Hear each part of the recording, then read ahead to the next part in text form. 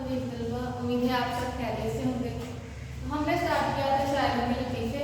शायरी में लतीफ़े की हम पढ़ाई कर चुके हैं। आज हम इसकी मशक करेंगे। इसमें हम इसके सवाल जवाब देखेंगे। इसके अलावा खाली जो है MCQ और मुज़क्कर मुअन्नस फातिहा मिसाल के हम आज करेंगे। पहले आते हैं सवालों की तरफ। ये हमारे एक्सरसाइज के जो है वो क्वेश्चन है। पहला सवाल है, ख्वाजा बासित ने मीर और मिर्जा के कलाम के बारे में क्या फरमाया। तो ये पहला ही हमारा जो है वो लतीफ़ा था जिसमें मीर और मिर्जा के कलाम पर जो है दो शख्सों ने तकरार की थी। तो क्या वो दोनों ख्वाजा बासित के मुरीद थे।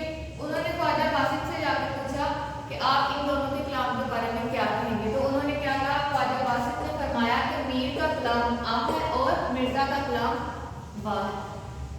आगे आ जाता है दूसरा सवाल। इसमें था, शरीफ ज़ादे की गजल सुनकर सौदा ने क्या कहा। ये हमने पढ़ा था दूसरे लतीफे में। तो सौदा ने क्या कहा था, सौदा ने जब उसका शरीफ ज़ादे की गजल सुनी तो गजल सुनते ही उसने कहा कि मियाँ लड़के जवान होते नजर नहीं आते। आगे सैयद इंशा के इसरार पर जज ने कौन सा मिसरा पढ़ा। ये हमने तीसरे जो है लतीफे में पढ़ा था कि जब जूरत जो है वो किसी सोच में डूबे हुए थे और इंशा तशरीफ लाए और उन्होंने उनसे पूछा कि आप क्या सोच रहे हैं। उन्होंने फरमाया कि मैं एक मिसरा जहन में आया है लेकिन उसका जो दूसरा मिसरा वो नहीं आ रहा। तभी इनके इसरार पर सैयद इंशा के इसरार पर जज ने ये मिसरा जो है उनके जो जहन में आया था वो पढ़ा। क्या मिसरा था, इस जुल्फ में भुगती शबे बिजूर की सूजी। ये इनका मिसरा था। आगे आ जाता है चौथा सवाल। चौथा सवाल था कि ख्वाजा साहब अपने उस शगीर्द से क्या कहा करते थे जो अक्सर बेरोजगारी की शिकायत से सफर का इरादा किया करते थे। तो क्या करते थे, ख्वाजा साहब कौन थे, हैदर अली आतिश की बात की जा रही थी लतीफे में। तो वो कहते कि मियाँ कहाँ जाओगे, दो कड़ी मील बैठने को गनीमत समझो और जो खुदा देता है इस पर सब्र करो। यानी कि जो खुदा दे रहा है यहाँ पे उसी पर सब्र करो। तो खुदा तुम दूसरे मुल्क या शहर जाके कमाओगे वो तुम्हें यहाँ भी मिल जाएगा। आगे आ जाता है पांचवा सवाल। साहब आलम की जुबान से इस वक्त क्या निकला जब हकीम अहसन ने जल्दी से उनके आने और जाने पर इजहार ताज्जुब किया। क्या निकला, साहब आलम ने जवाब दिया, साहब आलम की जुबान से इस वक्त निकला कि अपनी खुशी से आए ना अपनी खुशी चले। क्योंकि वो साहबजादा क्या किसी मुर्शिदजादे का पैगाम लेकर आया था, किसी के कहने पे आया था और जल्दी से उसने कुछ बादशाह को कहा और वापस चला गया। इसीलिए उसने कहा कि हम तो ना अपनी मर्जी से आए हैं और ना ही अपनी मर्जी से चले। अपनी खुशी से आए ना अपनी खुशी चले। ये हमारे 5 सवाल है जो आप लोगों ने याद करते हैं। इसके अलावा हमारी खाली जगह MCQ है वो हम बुक से देखते हैं। अच्छा, ये हमने जो सवाल है इनके हमने जवाब देखे। अब हम देखेंगे MCQs। तो मीर और मिर्ज़ा के कलाम पर तकरार करने वाले किसके मुरीद थे। हमने क्या पढ़ा था, किसके मुरीद थे, ख्वाजा बासित के मुरीद थे। इंशाअल्लाह खान एक दिन किसकी मुलाकात को आए। तो किससे मुलाकात करने के लिए आए थे, जुर्रत की। अगर ये मिसरा इस जुल्फ पे फपती शबे दिजूर की सूजी किस शायर का है। किसने ये जो है वो मिसरा पढ़ा था, जुर्रत ने। कातिया बुरहान के मुसन्निफ कौन थे। तो ये हमने आखिरी लतीफ़े में पढ़ा था, कौन थे, गालिब।